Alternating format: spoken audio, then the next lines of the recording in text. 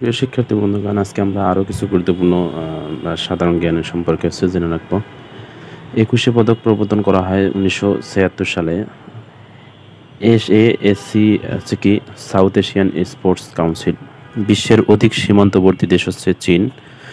এশিয়ার বৃহত্তম সাগর হচ্ছে দক্ষিণ চীন সাগর। আয়তনে এশিয়ার সবচেয়ে ছোট দেশ মালদ্বীপ। পাটকে কয় শ্রেণীতে বিভক্ত করা হয় জানা থাকলে কমেন্টে জানিয়ে দিন। NSS এর পূর্ণরূপ কি? National social security strategy. 4IR এর পূর্ণরূপ হচ্ছে ফোর্থ ইন্ডাস্ট্রিয়াল রিভলিউশন। ধন্যবাদ।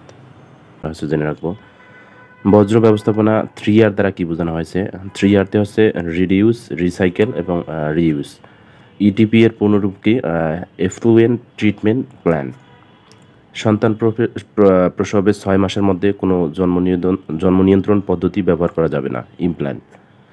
কোন হরমোনের প্রভাবে ডায়াবেটিস রোগ হয়? ইনসুলিনের অভাবে মূলত হচ্ছে ডায়াবেটিস রোগ হয়। কত ডিগ্রি সেলসিয়াস তাপমাত্রায় পানির ঘনত্ব সবচেয়ে বেশি?